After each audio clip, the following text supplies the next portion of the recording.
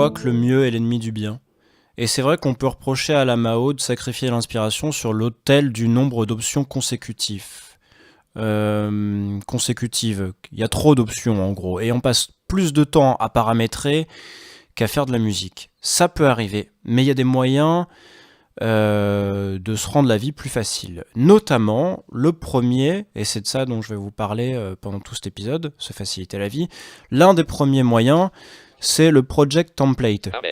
Le Project Template, c'est vachement bien parce que ça va nous permettre d'avoir un BPM qui sera déjà défini, avec des pistes qui seront déjà là. Par exemple, je voudrais avoir une piste qui est bien routée sur mon entrée de carte son pour brancher ma guitare et de plus rien avoir à faire, plus un synthé basse dans Contact, plus un bus d'effets, et donc en un clic importer tout ça, le tempo, le bon volume, les bons effets sur les bons VST, et ça, eh bien, ça peut se faire grâce au Project Template.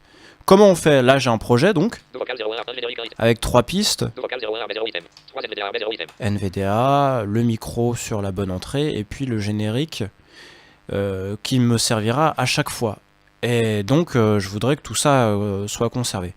Alors, je vais créer donc un project template. Et voilà, je vais dans Project Template qui se trouve dans Fichier, ou Modèle de projet, et je fais sauver comme un projet de modèle, ou un projet save as template. Je lui donne un nom, et après, je pourrais aller le chercher dans ce même sous-menu de Save Project as Template. Et là, vous voyez, j'en ai un qui est dédié au podcast. J'ai des marqueurs qui sont posés sur des jingles. J'ai une piste chanson qui répond à un compresseur pour que quand je parle, la chanson baisse. Bref, un tas de choses. Bon, alors c'est vachement bien le Project Template. Après, parfois, c'est peut-être un peu aussi un grand moule. Des fois, on voudrait des choses un peu plus flexibles. Et c'est à ça que répond la track template. Comment on fait pour créer une track template? Eh ben, on se met sur, par exemple, NVDA. On va dire que je veux que ce soit une track template spécifique que je nommerai lecteur d'écran, par exemple. Et je vais justement dans track, je descends, et là j'ai save track as track template. Par exemple, ça me sert bien moi pour la guitare. Là, je vous montre par exemple, je vais créer une piste guitare toute nue. Hop. Alors déjà, on s'aperçoit qu'elle n'est pas bien routée. C'est chiant. Donc je vais aller dans Input, Mono. Je sais qu'elle est sur 5, voilà. Hop. Ensuite, il faut que je l'arme. Ensuite, il faut que je mette le moniteur sur normal. Et là seulement, voilà, on a une piste avec la guitare qui sort dedans. Mais je sais pas ce que vous en pensez. Ça sonne un peu carton, quoi. Parce que elle est nue, cette piste. Et une piste nue de guitare, quand ça rentre directement dans la carte son en plus, voilà. Donc je la vire. Et ce que je fais, pour vous montrer la puissance du truc, c'est que je vais dans Insert. Et dans Insert, toujours dans la barre de menu, hein, je fais Track from Template. Je vais charger une piste qui s'appelle Guitar 02, qui est déjà prête. Et là,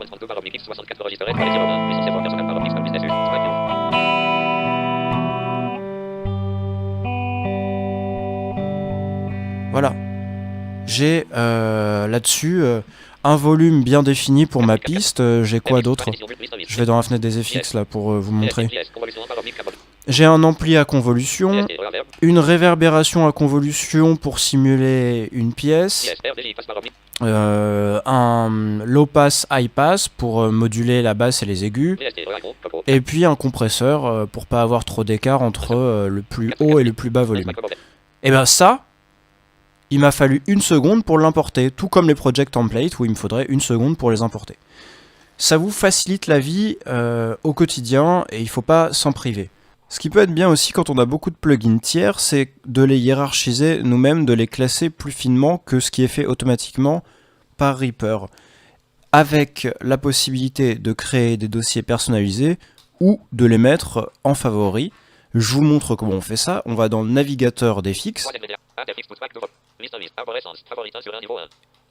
Et en gros, il y a 3 grands types de dossiers. All plugins, c'est là que sont automatiquement classés les VST, les instruments, les plugins qui appartiennent à Coco.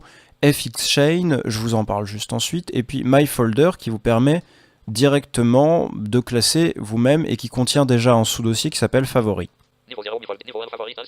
Nous, ce qu'on fait, si on veut créer un dossier, par exemple, pour regrouper tous nos delays, logiquement, on va l'appeler delay. Je me mets en focus sur MyFolder, il faut que je fasse un équivalent du clic droit souris pour afficher le menu. De la même manière, sous Mac, il faut désactiver le contrôleur trackpad et appuyer avec 2 doigts pour simuler le clic droit, puisque VoiceOver M majuscule ne marche pas. Alors là, je peux créer un nouveau folder, je vais l'appeler delay. Delay. Et on voit qu'il se place juste après favorite. Alors par exemple dans Coco, je vais aller chercher delay, je fais application, là ça marche. Et je descends jusqu'à add to ou ajouter à. Je vais le mettre dans delay.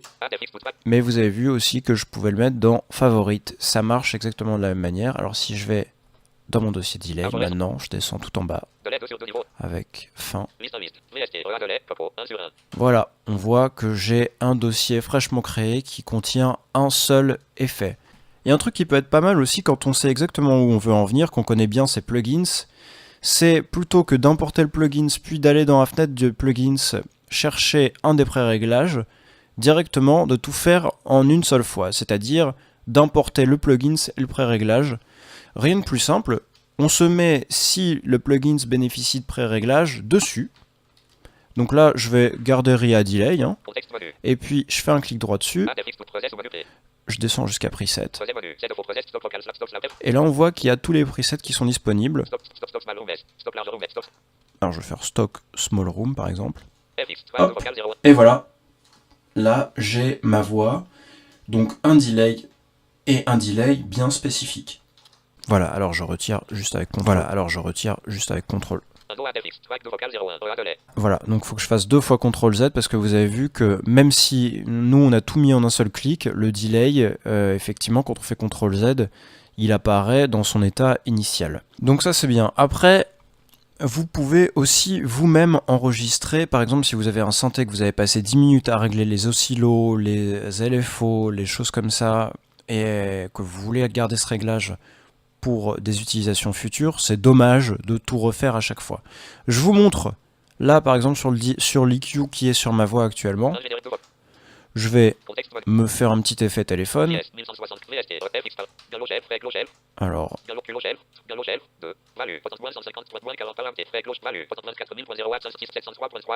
voilà, là c'est satisfaisant, on a un effet téléphone. Pour pouvoir le rappeler très rapidement, ce que je vais faire c'est que je vais dans la fenêtre des FX, mettre mon FX en focus et me déplacer jusqu'à un bouton qui s'appelle plus. Alors, je me mets sur mon EQ, et là, plus, et je fais Save Preset. Tout simplement, je peux même le sauvegarder comme le preset par défaut. Et puis après, je peux supprimer d'autres presets, etc., etc. Voilà, je rétablis ma voix. Une dernière chose, s'agissant des FX, si vous avez une combinatoire que vous aimez bien, c'est-à-dire un chaining bien spécifique, je sais pas quoi, par exemple une disto avec un slap delay et une reverb très légère en fin, tous ces 3 avec des réglages bien définis, vous pouvez les sélectionner tous les 3, faire un menu contextuel et Save FXShane que vous allez pouvoir retrouver ensuite dans le navigateur. Je vous montre. Ici sur ma piste 2, j'ai un RIEC, un equalizer et un compresseur. Ce que je fais, c'est que je les sélectionne. Donc là, je suis tout en haut, je fais majuscule flèche bas, application.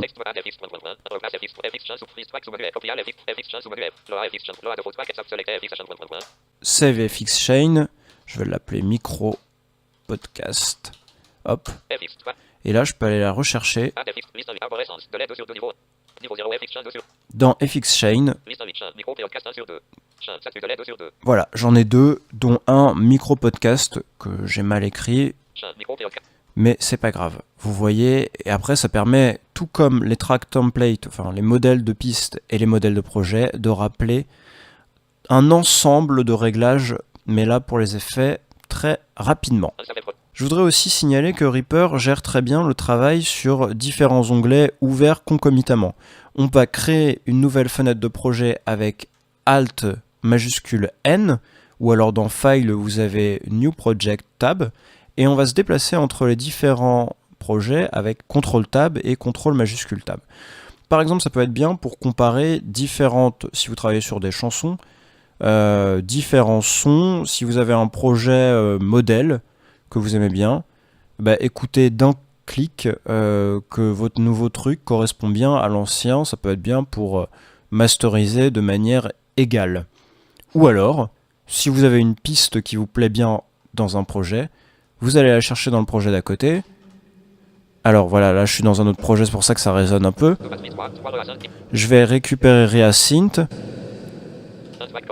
Hop, je copie. Je retourne dans ce projet. Et là, j'ai récupéré ma piste avec le synthé, les réglages du synthé, les éventuels ajouts dans la liste d'effets.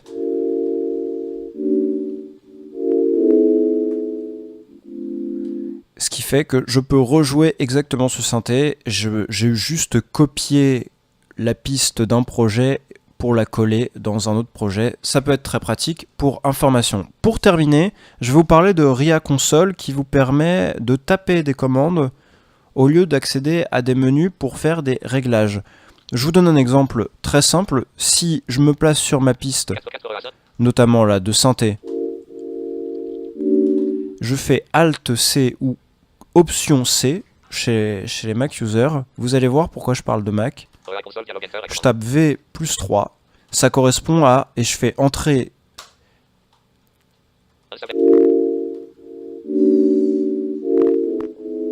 Et là ça sature parce que ça a augmenté le volume de +3 décibels. Ça peut être très utile à plein d'égards parce que ça permet de travailler par lot. Par exemple, je peux armer toutes les pistes qui contiennent le mot jazz avec la commande suivante A astérisque jazz astérisque, et là si j'ai 4 pistes sur 23 qui contiennent le mot jazz, que je vais enregistrer que sur ces 4 pistes, ça me permettra de les armer. De la même manière, je peux les désarmer avec le signe moins devant A. Je vous mettrai toutes les ressources de RIA Console sur le blog. Alors après, ça peut être très utile, donc je disais pour les gens qui utilisent un Mac, parce que c'est un peu la galère pour aller régler les inputs de chacune des pistes. Là, ça permet, en se plaçant sur la piste, avec les flèches de haut et bas, on fait Option C, et puis après on tape I1S par exemple, et d'un coup, si on fait CTRL Entrée, ça ferme le RIA Console. Juste Entrée, ça permet de régler, de retaper d'autres paramètres. A noter que les paramètres invalides ne sont pas pris en compte. I1S, ça va régler les inputs sur 1-2, parce que S, ça veut dire stéréo. Donc I1, 4, non, I5, S, ça fera input 5, 6. Et si je tape juste I5, ça fera sur l'entrée physique de la carte son. L'entrée, ça correspondra simplement à du mono, entrée 5. Voilà, il y a plein de commandes, ça peut permettre de travailler rapidement. Je vous mettrai toutes les ressources nécessaires pour que vous puissiez découvrir si ça vous intéresse. Et puis sinon, voilà. C'est la fin de cet épisode, n'hésitez pas à me suivre sur @toutauclavier pour Twitter et sur toutauclavier.blogspot.fr pour le blog. Tous les raccourcis clavier y figurent. A bientôt, ciao.